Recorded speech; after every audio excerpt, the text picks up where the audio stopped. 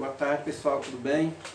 Eu aqui, professor Albino, novamente com nossas aulas, relevo, dando continuidade a todos os nossos assuntos da aula passada. Nós tivemos três grandes classificações de relevo, né? Nós tivemos as bacias sedimentares, que é as áreas deposicionais, que recebem sedimentos, areia, né, vamos dizer assim. Nós tivemos os maciços antigos, que são as unidades de relevo mais antigas, que foram rebaixadas pelos processos de intemperismo. E nós temos também os dobramentos modernos, que são as grandes cadeias de montanhas, o Himalaia, os Alpes, os Andes, que ainda continuam crescendo e tem umas altitudes consideráveis, até a presença de gelo.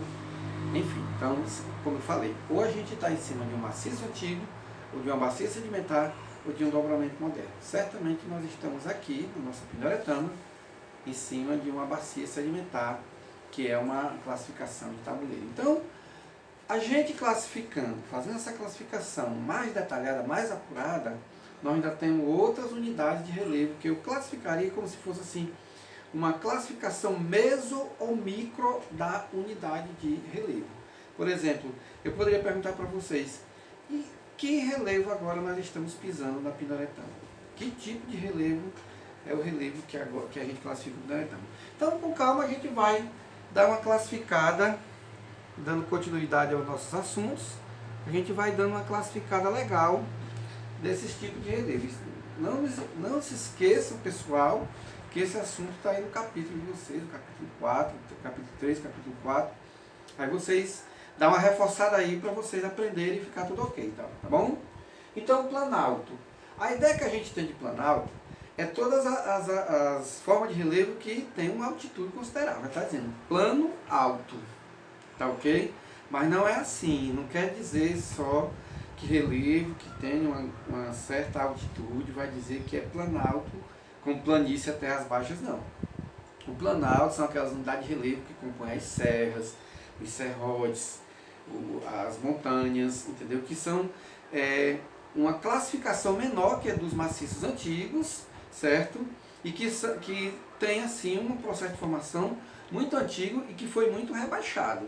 É o caso dos nossos maciços que nós temos aqui de Baturité, os nossos planaltos, as nossas serras, as nossas montanhas, que tanto compõem o nosso relevo brasileiro, a nossa unidade de relevo aqui do nosso Brasil, tá ok? Antiga, dura, é uma subclassificação, uma subdivisão do maciço antigo. Então nós temos como planalto aqui, certamente a Serra da Mataquiri, que não é serra, vamos já explicar porquê, e a Serra da Priaoca, serra ali da nossa querida Capoma da Bernarda, Serra do Cristo, tá ok?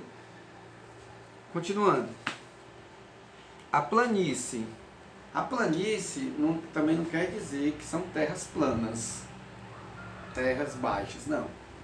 Planície, está lá no livro de vocês, é toda a área que foi formada pela ação, pela deposição dos mares, dos rios e dos lagos. A gente pode até dizer assim, não, então professor, nós moramos numa planície? Não, vamos já dizer que tipo de relevo nós temos aqui, tá ok? Então, onde é que tem planície aqui? Quando você vai daqui para Beberibe, que você passa naquela ponte do Rio Choró, que você vê aquele carnaval, ali é um tipo de planície. Porque ao longo do tempo, aquelas enchentes daquele Rio Choró foi trazendo material, foi depositando ali a seu redor. Como também quando você vai para Fortaleza, que você passa ali naquela ponte de Aquiraz, que vê aqueles carnaubais, você está ali numa planície. Já não é mais a unidade de relevo que nós temos aqui. Ela já se diferenciou.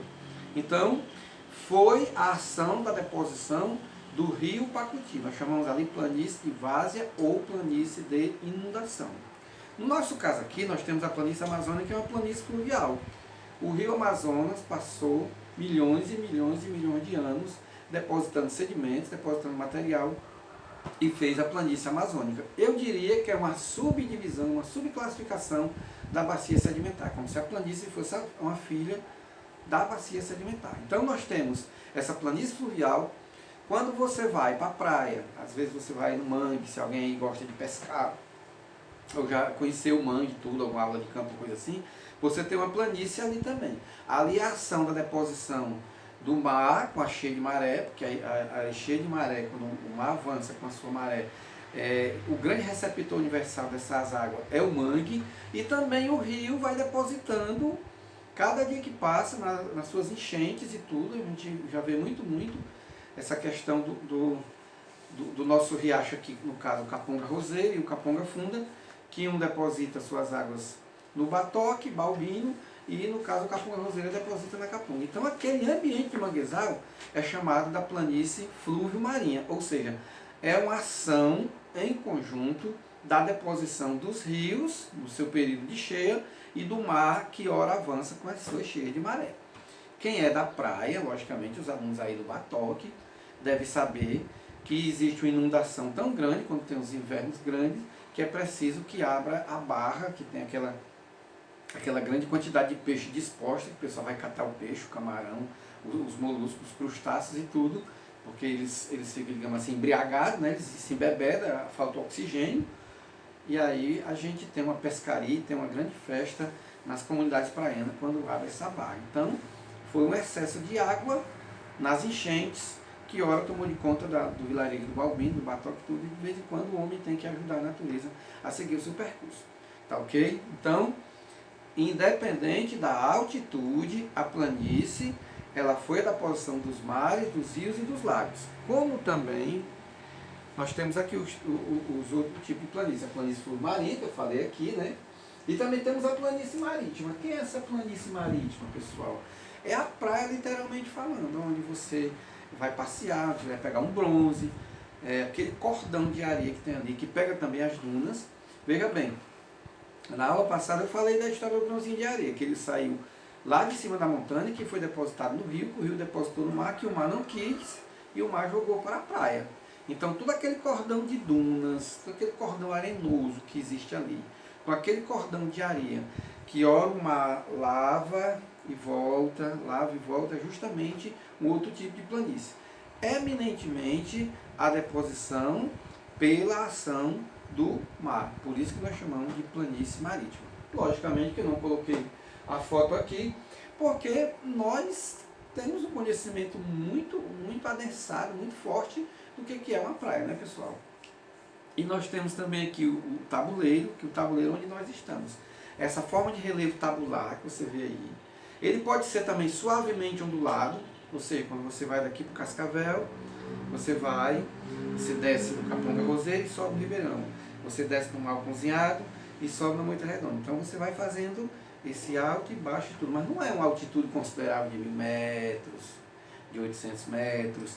Na verdade, esse relevo que ele fica entre a depressão, o que é a depressão? O sertão, acho que alguns de vocês devem conhecer o sertão, deve ter vô, tio, assim, naquele ambiente pedregoso, aquele ambiente de caatinga, aquele ambiente quente.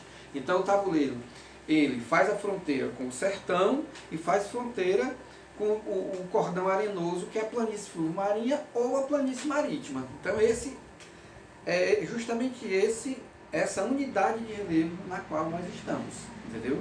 Formado pela deposição dos mares, formado pela deposição dos rios, dos ventos, da chuva, e preencheu esse espaço aqui também, eu diria para vocês que é uma subdivisão de uma bacia sedimentar, entendeu? Que está suavemente ondulado ou realmente plano. Ele é também chamado, pode olhar no livro de vocês aí, de glacis pré-litorâneos, tá ok? Então essa área que nós estamos morando, a sua classificação é o tabuleiro. Veja bem, quando você chega no Batoque, ali já não é tabuleiro, ali já é planície, tá ok? Aí quando você chega ali, o time de vocês aí, o time do EMA, o time do Correia, sei lá, se for jogar ali no Jatobá, por exemplo, se for jogar ali no Choró, aquele Festival da Galinha, você já não está no tabuleiro, você está na depressão, que é justamente o sertão, tá ok? Então tem essas diferenciações aí que facilmente isso cai muito no vestibular da UES, né? Já o relevo submarino, vocês vão ver na figura aí, você vai apresentar fossas oceânicas, que é o relevo mais cavado ainda no leito do mar. Você vai encontrar plataforma continental. O que é a plataforma continental? É a continuidade da planície litorânea, contanto que ela vai submersa até uma certa quantidade de profundidade do mar, entendeu? Você vai caminhando, quando você vai caminhando na praia, que você entra na água, que você está com água na cintura, você não está pisando mais na planície, você está pisando no relevo chamado de plataforma continental. E também tem umas grandes cadeias de montanha, entendeu?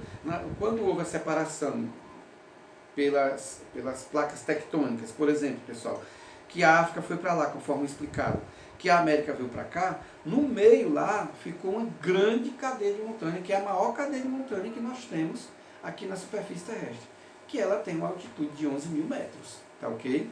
Lembrando que o Himalaia, que é o pico mais alto aqui do nosso relevo, só tem 8.500 metros. Nós ainda temos ainda 2.500 metros de altitude nessa grande cadeia de montanha, que é a cadeia de montanha mesoceânica.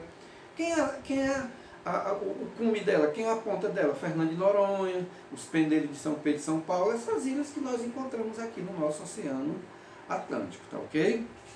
Aí nós temos a depressão é essa parte mais cavada aqui, essa parte mais baixa que você está vendo na figura.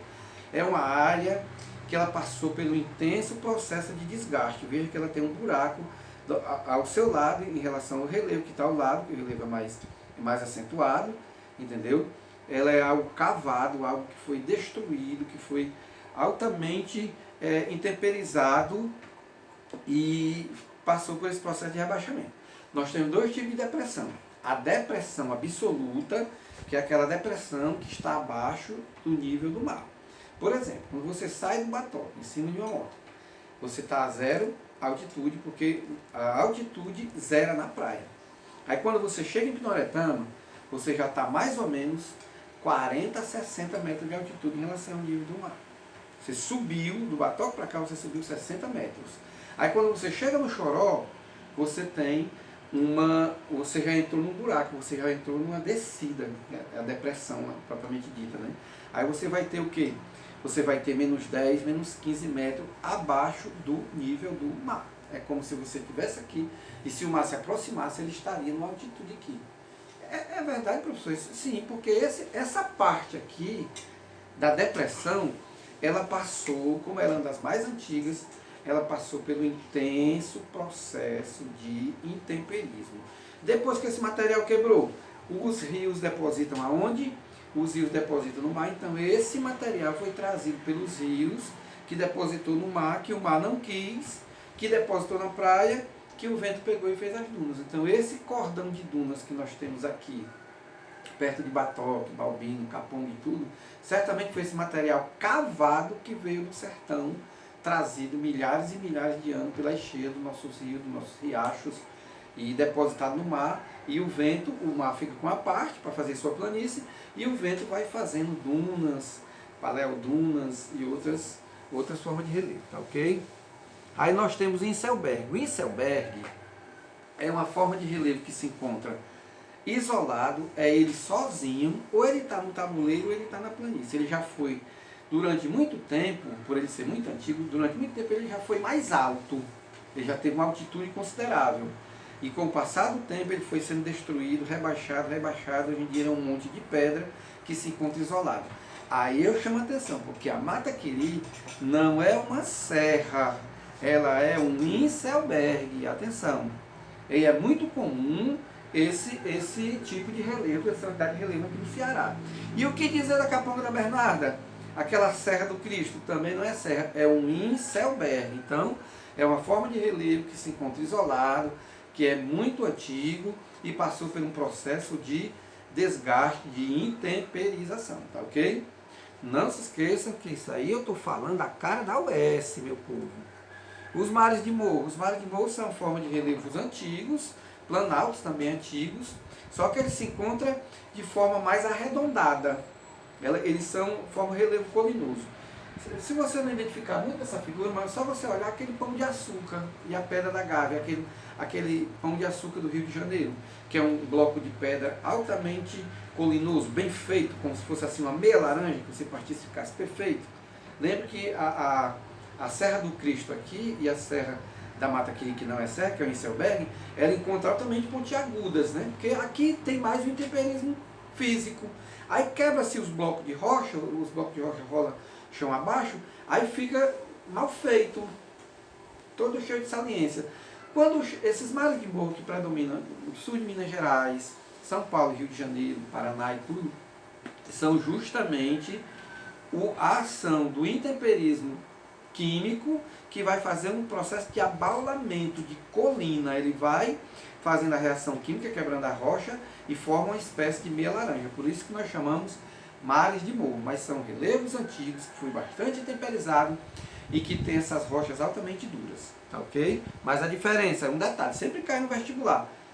O tipo de intemperismo do Isselberg, que foi feito aqui, que é o intemperismo físico, é diferente do intemperismo químico, que ora agiu nesse relevo de São Paulo, Rio de Janeiro e tudo. Tá aí as dunas, tão conhecidas da gente, que é justamente o quê?